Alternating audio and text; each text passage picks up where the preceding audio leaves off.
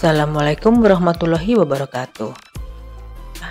Kali ini kita akan membahas mengenai tutorial membuat bukti potong PPH 21 dengan format XML beserta laporannya di aplikasi Cortex. Jika ini bermanfaat buat teman-teman, jangan lupa di subscribe, like, komen ya. Terima kasih. Sebelum kita masuk ke menu pembuatan bukti potongnya, di sini saya akan jelaskan sedikit mengenai XML, di mana untuk membuat file XML PPH 21, Anda dapat mengunduh template XML yang disediakan pada situs web Direktorat Jenderal Pajak DJP. Di sini teman-teman bisa baca-baca sendiri dahulu sekilas mengenai cara mendapatkan Excel format impor XML-nya, agar tidak bingung nantinya. Dari mana mendapatkannya? Nah, mari kita masuk ke pembahasannya. Cara mendapatkannya adalah di web pajak.go.id atau juga bisa di search di Cortex XML. Selain itu, terdapat juga konverter Excel ke XML yang bisa Anda gunakan untuk mengubah data dari format Excel menjadi XML. Isi Excel itu adalah NPWP atau NIK, nama, PTKP, kode objek, penghasilan bruto, PPH 21 dipotong, masa dan tahun pajak.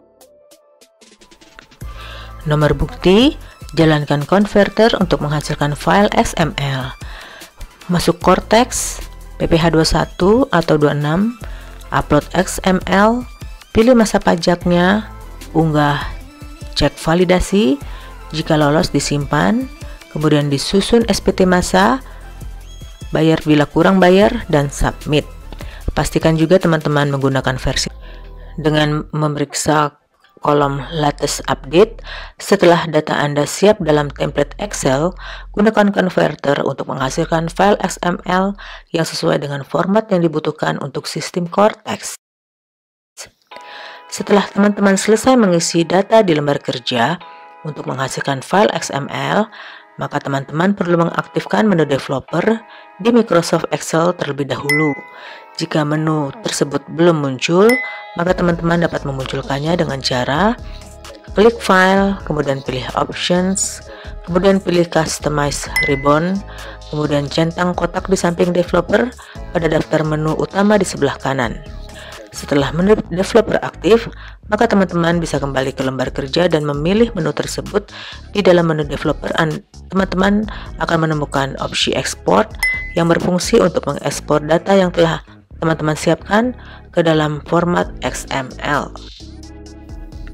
Ini adalah hasil download dari konverter XML tadi ya. Di sini langsung kita edit saja. Nanti teman-teman bisa baca referensinya lagi dahulu ya. Pertama-tama kita tulis dulu NPWP pemotong. Pilih NPWP badan, bukan direkturnya atau bukan penanggung jawabnya. Kemudian kita tulis masa pajaknya. Di sini masa pajaknya adalah 7 tahun 2025 dan statusnya pilih residen atau lokal. Kalau foreign itu orang asing ya. Kemudian untuk NPWP kita input pakai NIK saja, karena kalau pakai NPWP saya sudah mencobanya berkali-kali tapi ternyata error, nggak bisa ya. Kemudian untuk paspornya ini adalah kosong, kemudian status disesuaikan dan posisinya juga disesuaikan, misalnya direktur atau staff dan lain-lain. Oh ya, untuk yang status tadi itu saya sudah jelaskan sebelumnya di video saya sebelumnya. Misalnya kalau K-0 itu adalah udah kawin tapi belum punya anak. Kemudian kalau TK-1 atau TK-0 itu berarti dia tidak kawin tapi dia juga belum punya anak dan seterusnya. Lalu kita menuju ke sertifikat. Ini kita tulis N-A saja ya. Oh ya, teman-teman bisa baca referensinya tuh ada di sheet ini. Kemudian kita menuju ke kode objek pajak. Kalau pegawai tetap itu adalah 21/100/01. Dan untuk penghasilan kotor di sini yaitu gaji bersih ditambah tunjangan-tunjangan lainnya, misalnya bonus dan sebagainya. Dan ID TKU-nya biasanya terdiri dari 22 digit, kemudian tanggal pemotongannya. Dan kemudian ada juga rumus TER A, TER B, dan TER C. Dan nanti teman-teman kalau ada penambahan pegawai itu bisa kopikan ke bawah, kemudian di save, dan jika sudah sesuai semua lalu kita pilih developer dan pilih ekspor.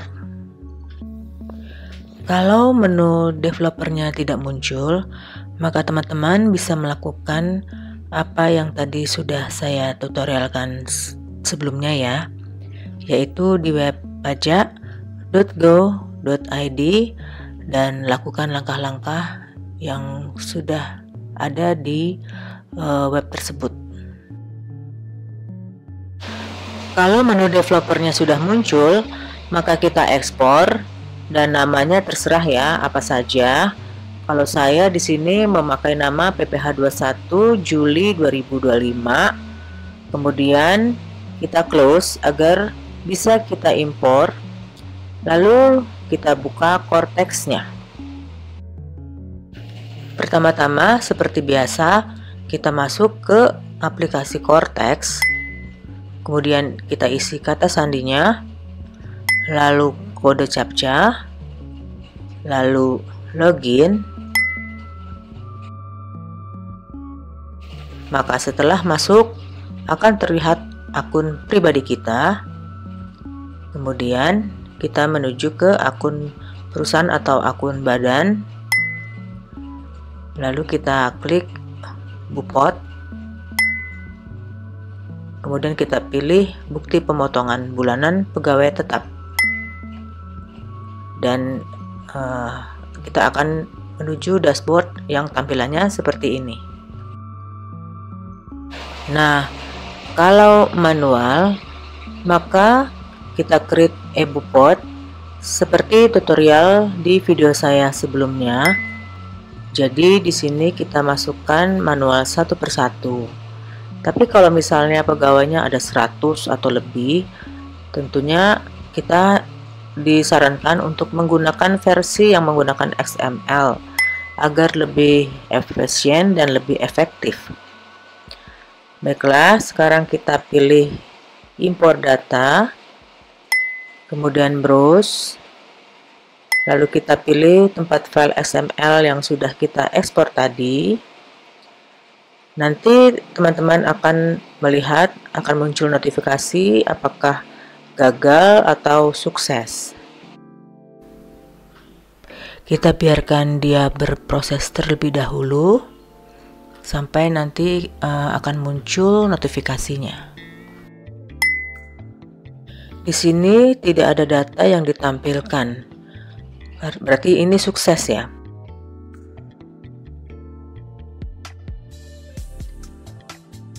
Tapi nanti di akhir video saya akan infokan beberapa data yang gagal dan bagaimana solusinya. Di sini untuk selanjutnya caranya sama ya dengan yang manual seperti tutorial saya di video sebelumnya. Jadi statusnya ini masih disimpan dan belum terbit. Kalau kita geser ke kanan terlihat ada nama pegawai, nama pengenaan pajak, dan lain-lain. Kalau teman-teman belum yakin, kita bisa cek dulu data-data di dalamnya per masing-masing pegawai, apakah sudah sesuai atau belum. Jadi bisa kita klik mata di sini untuk melihatnya. Di sini kita bisa cek semua, baik masa pajaknya, status, NPWP, nama pegawai, alamat, dan lain-lain. Kita cek semua, dan setelah semuanya benar, maka kita bisa klik terbitkan. Jadi kita conteng semuanya dahulu, yang kotak-kotak kecil di sebelah kiri. sehingga statusnya berubah dari belum terbit menjadi sudah terbit. Dan bisa kita lihat di sini statusnya adalah normal. Setelah itu kita beralih ke pembuatan atau pelaporan SPT masa PPh 21-nya. Maka di sini kita klik SPT, kemudian klik SPT lagi, lalu konsep SPT-nya, klik buat konsep SPT yang tampilannya seperti ini. Kemudian klik jenis pajak yang akan dilaporkan. Kita pilih PPh pasal 21/26. Kemudian kita klik lanjut. Lalu kita pilih periode pajak dan yang akan dilaporkan. Di sini saya akan membuat lapor SPT PPh 21 di bulan Juli. Kemudian lalu jenis SPT-nya, karena baru pertama kali lapor maka pilih normal. Lalu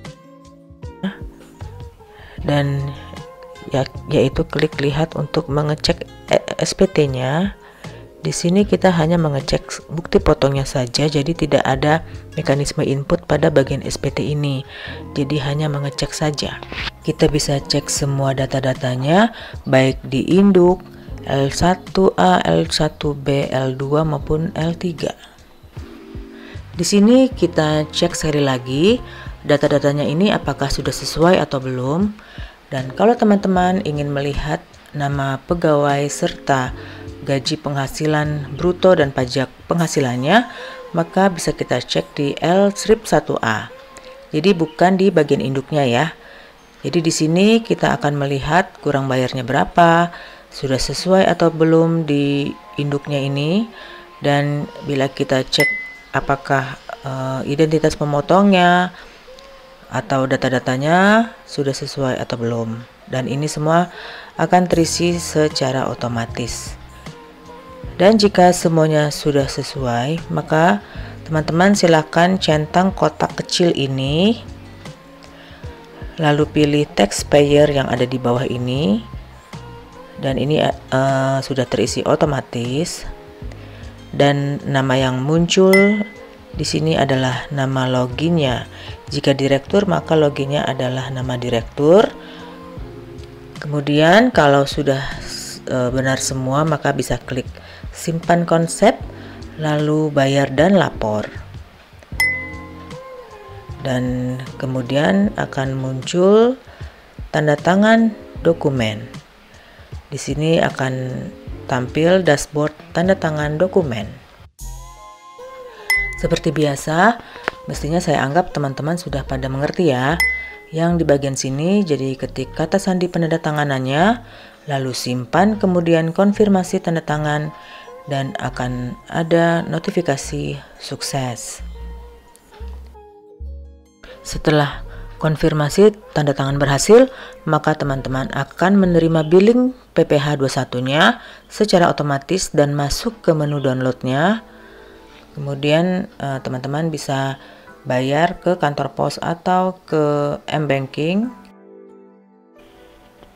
Kemudian setelah dibayarkan, maka yang tadinya SPT menunggu pembayaran, maka berpindah menuju ke SPT dilaporkan. Kemudian teman-teman pajak bisa download, bikin BPE-nya, dan bisa juga download PDF-nya. Maka pelaporan masa SPT PPh 21 sudah selesai. Nah, selain itu, berdasarkan informasi yang ada, itu ada beberapa kemungkinan kenapa file XML gagal. Biasanya format data salah.